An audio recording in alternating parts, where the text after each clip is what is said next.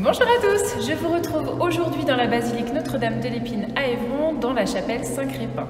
Je suis en compagnie de Arnaud Bureau, conservateur des antiquités et des objets d'art de la Mayenne. Bonjour Arnaud. Bonjour.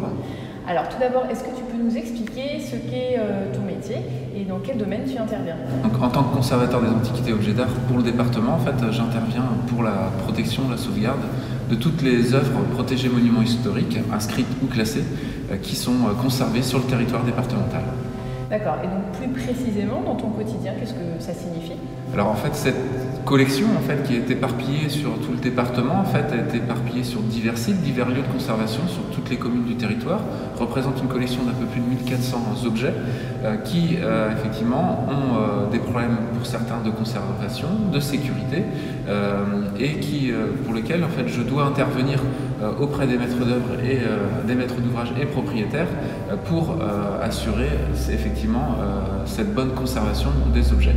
Donc j'accompagne les maîtres d'ouvrage et propriétaires pour engager parfois des travaux de mise en sécurité, de restauration, pour que effectivement tout soit réalisé dans les règles de l'art.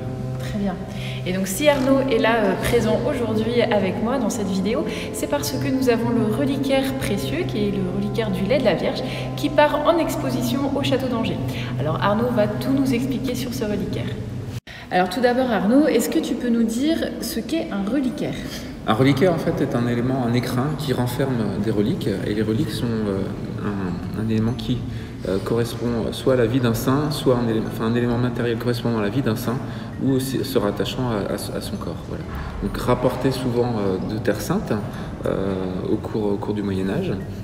Et donc ici, le reliquaire renferme le lait de la Vierge. Le lait correspond à la terre de la grotte de Bethléem où a vécu la Vierge. Est-ce que tu peux nous dater ce reliquaire et puis nous décrire un petit peu? Alors ce reliquaire est daté de 1516. Pourquoi en fait, la date n'apparaît pas effectivement sur cette pièce, mais plusieurs éléments en fait, permettent de définir cette date, à savoir le commanditaire, François de Chateaubriand, pour lequel on retrouve en fait les armes répétées à plusieurs reprises sur ce reliquaire, et également une correspondance en fait avec les formes de la chapelle de l'évêché qui est construite quelques années précédemment par Simon Maisonneuve au Mans. Donc la datation effectivement du début du XVIe siècle est attribuée sur ces éléments d'histoire. Alors aujourd'hui, cet objet s'exporte. Est-ce que tu peux nous en dire un petit peu plus? Alors oui, l'œuvre en fait part pour une exposition à Angers, donc elle va quitter Évron momentanément. Donc c'est une œuvre qui a déjà voyagé, elle est déjà partie à Paris, elle a même traversé l'Atlantique pour se rendre à Chicago.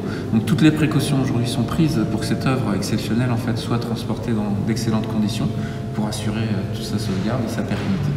D'accord. Donc en fait, toi, tu es là aujourd'hui finalement pour assurer le lien entre le service patrimoine de la ville d'Évron et puis cette société de transport qui exporte l'objet, c'est ça? Donc oui, effectivement, je transmets l'œuvre aujourd'hui en fait à une société spécialisée dans le convoiement en fait, des œuvres d'art pour assurer effectivement la bonne intégrité de l'œuvre et son bon transport.